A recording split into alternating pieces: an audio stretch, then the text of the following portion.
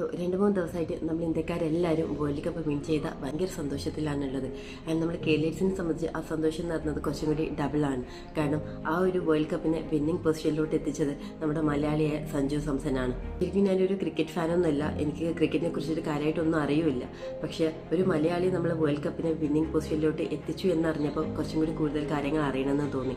അങ്ങനെ സെർച്ച് ചെയ്ത സമയത്താണ് എനിക്ക് മനസ്സിലായത് ശരിക്കും സഞ്ജു സാംസനെ സംബന്ധിച്ച് ഈ ഒരു സക്സസ് എന്ന് പറയുന്നത് വേൾഡ് കപ്പ് വിൻ ചെയ്ത സക്സസ് മാത്രമല്ല, അദ്ദേഹത്തിൻ്റെ ഒരുപാട് വർഷത്തെ ഹാർഡ് വർക്കിൻ്റെയും പേഷ്യൻസിൻ്റെയും പ്രിസർവറൻസിൻ്റെയും കറേജിൻ്റെയും ഒരു റിസൾട്ട് കൂടിയാണ്. ശരിക്കും അദ്ദേഹത്തിൻ്റെ ജേർണി എന്ന് പറയുന്നത് ഒരു പവർഫുൾ റിമൈൻഡറാണ്. നമ്മുടെ ലൈഫിൽ ഒരു ഗോൾ ഉണ്ട്, വിഷൻ ഉണ്ട്, അത് നേടിയെടുക്കാൻ കൺസിസ്റ്റൻ്റ് ആയിട്ട് ഹാർഡ് വർക്ക് ചെയ്യാൻ നമ്മൾ റെഡിയാണെങ്കിൽ നമ്മുടെ സക്സസ് എന്ന് പറയുന്നത് ഇന്നല്ലെങ്കിൽ നാളെ നമ്മളിലേക്ക് തേടിയെത്തും എന്നുള്ളതിന്. കാരണം ശരിക്കും ഒരുപാട് വർഷമായി അദ്ദേഹം ഈ ഒരു ഫീൽഡിൽ ഉണ്ടെങ്കിൽ പോലും ശരിക്കും അദ്ദേഹത്തിന് അർഹതപ്പെട്ട ഒരു പൊസിഷനോ അവസരമോ അദ്ദേഹത്തിന് കിട്ടിയിട്ടുണ്ടായിരുന്നില്ല.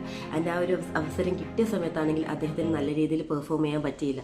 പക്ഷെ ആ ഒരു സമയത്ത് എന്ന് പറയുന്നത് ഒരുപാട് ആൾക്കാർ അദ്ദേഹത്തിൻ്റെ ടാലൻറ്റിൽ സംശയിച്ചിട്ടുണ്ട്, അദ്ദേഹത്തിനെ ബുള്ളി ചെയ്തിട്ടുണ്ട്, ട്രോൾ ചെയ്തിട്ടുണ്ട്, ഒരുപാട് ക്രിട്ടിസൈസ് ചെയ്തിട്ടുണ്ട്. പക്ഷെ അതിലൊന്നും അദ്ദേഹം തളരാതെ അദ്ദേഹത്തിൽ വിശ്വസിച്ച് അദ്ദേഹത്തിൻ്റെ കഴിവിൽ വിശ്വസിച്ച് മുന്നോട്ട് പോയതുകൊണ്ടാണ് ഈ ഒരു വിന്നിംഗ് മൊമെന്റ് എന്ന് പറയുന്നത് അദ്ദേഹത്തിന് നമുക്ക് സമ്മാനിക്കാൻ പറ്റിയിട്ടുള്ളത്. ശരിക്കും action speaks louder than voice എന്നൊക്കെ പറയുന്നതിൻ്റെ പെർഫെക്റ്റ് എക്സാമ്പിളാണിത്.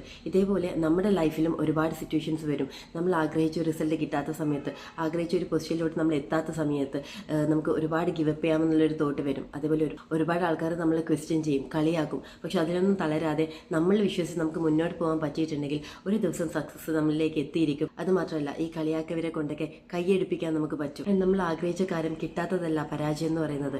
ആ കിട്ടാത്ത സമയത്ത് നമ്മൾ ഗിവപ്പ് ചെയ്യുന്നത് അല്ലെങ്കിൽ നമ്മൾ അവിടെ കൺസിസ്റ്റൻസി നഷ്ടപ്പെടുത്തുന്നത്, ഇതൊക്കെയാണ് ശരിക്കും പരാജയം എന്ന് പറയുന്നത്. ഒരു തവണ നമ്മൾ വിചാരിച്ച രീതിയിൽ നമുക്ക് ഒരു കാര്യം ചെയ്യാൻ പറ്റിയിട്ടില്ലെങ്കിൽ അതൊരിക്കലും പോസിബിൾ അല്ല എന്നുള്ളതല്ല. നമ്മൾ അതിൽ എന്ത് ചെയ്യുക, ഗിവപ്പ് ചെയ്യാതെ നമ്മൾ അതിൽ വീണ്ടും ഹാർഡ് വർക്ക് ചെയ്യുക, അതിൽ കൂടുതൽ കറക്ഷൻസ് നടത്തുക. എന്നിട്ട് അത് അടുത്തൊരു മൊമെൻറ്റ് ഓപ്പർച്യൂണിറ്റി കിട്ടുന്ന സമയത്ത് നമ്മൾ എന്ത് ചെയ്യുക, അതിൽ ബെസ്റ്റായിട്ട് നമ്മൾ എന്ത് ചെയ്യുക, പെർഫോം ചെയ്യുക എന്നുള്ളതാണ്.